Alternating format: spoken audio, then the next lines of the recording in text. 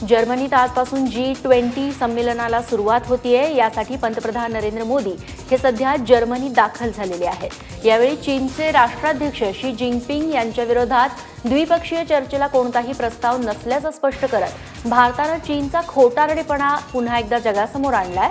वातावरण योग्य नसल्याने या दोन नेत्यांमध्ये जर्मनी G20 समिट दरम्यान चर्चा होणार नसल्याचं चीननं सांगितलेलं होतं। पीटीआयने दिलेल्या वृत्तानुसार कॅनडा, जपान आणि इंग्लंड यांच्या राष्ट्राध्यक्षांबरोबर पंतप्रधान मोदींच्या बैठका आयोजित करण्यात आलेल्या आहेत, पण चीनचे राष्ट्राध्यक्ष शी जिनपिंग यांच्याबरोबर बैठकीचा कोणताही प्रस्तावच नसल्याचं भारतानं स्पष्ट केलंय। दुसरीकडे पंतप्रधान नरेंद्र मोदींच्या इस्रायलच्या 3 दिवसीय दौऱ्याचा समारोप झालेला आहे। शेवटच्या दिवशी मोदी आणि नेत्यान्याहू यांनी चक्क समुद्रात जाऊन फेरफटका मारला। इस्रायलमध्ये समुद्राचं खारं पाणी शुद्ध केलं जातंय, तो प्रकल्प सुरू आहे। या पाण्याची चवही मोदींनी चाखली। मोदींनी हायफामधील डोर समुद्र किनाऱ्याला भेट दिली। त्याचवेळी त्यांनी येथील मोबाईल वॉटर ट्रीटमेंट प्लांटचीही पाहणी केली। त्यामुळे आता हे तंत्रज्ञान भारतात येणार का, अशीही चर्चा सुरू झाली आहे। अयोध्येत प्रभू रामचंद्रांचं मंदिर बांधण्याच्या हालचाली विश्व हिंदू परिषदेनं सुरू केल्या आहेत, कारण विश्व हिंदू परिषदेकडून 3 ट्रक दगड आणण्यात आले। अयोध्येतल्या पूरम कार्यशाळेच्या मैदानात हे दगड ठेवण्यात आलेत। राम मंदिराच्या जमिनीचा वाद सध्या सर्वोच्च न्यायालयात प्रलंबित आहे, मात्र त्याआधीच विश्व हिंदू परिषदेनं राम मंदिर बांधण्यासाठी हालचाली सुरू केल्या आहेत।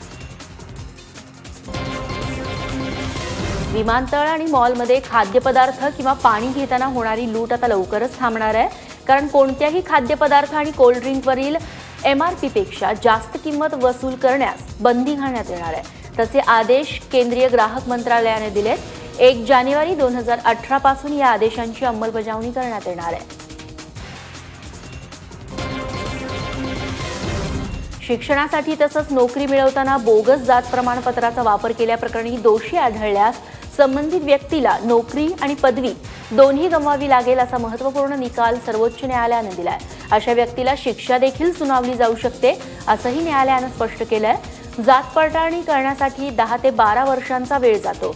तोपर्यंत तेवढी सेवा केल्यास कर्मचाऱ्याकडून सर्व्हिस प्रोटेक्शनची मागणी केली जाते।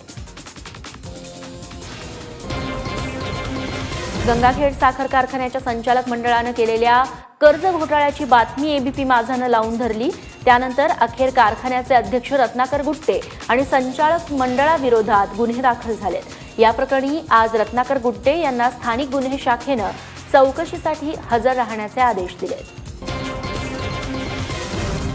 दुसरीकडे गृहराज्यमंत्री डॉक्टर रणजित पाटील यांचे वडील विठ्ठल पाटलांनी केलेल्या मारहाण प्रकरणात तब्बल 5व्या दिवशी पोलिसांनी अदखलपात्र गुन्हा दाखल केलाय। विठ्ठल पाटील यांच्यावरती मारहाण आणि शिवीगाळ केल्याचा आरोप आहे। प्राचार्य संजय आठवले, मारहाणीचा आरोप करणारा शिपाई अमोल काळे यांची चौकशी करण्यात आली आणि त्यानंतर या गुन्ह्याची नोंद करण्यात आली आहे।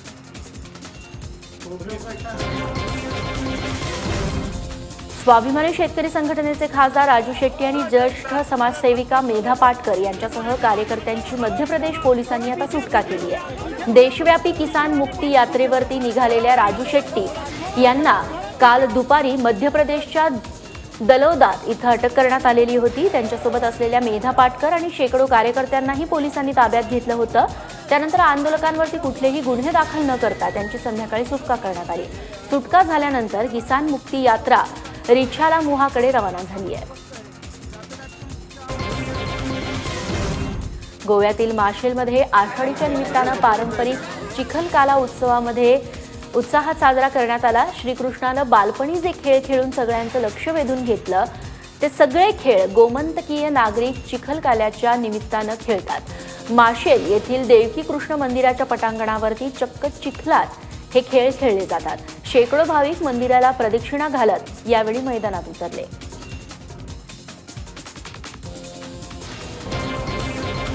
गॅस सबसिडीच्या धर्तीवरती रेल्वे तिकिटावरती दिली जाणारी सबसिडी सोडण्याचं आवाहन आता सरकार करणार आहे।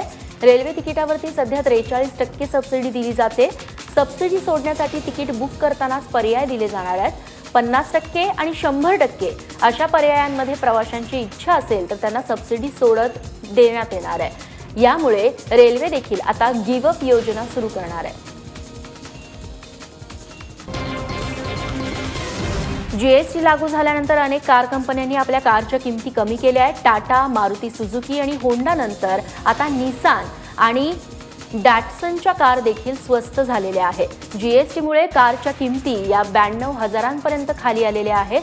त्यामुळे ग्राहकांना आता कार खरेदी करण्यासाठी चांगली संधी आहे. जर्मनीतील हॅम्बर्गमध्ये आजपासून G20 राष्ट्रांच्या बैठकीला सुरुवात होतीये. या बैठकीला विरोध करणारे आंदोलक आणि पोलीस काल आपापसात भिडले.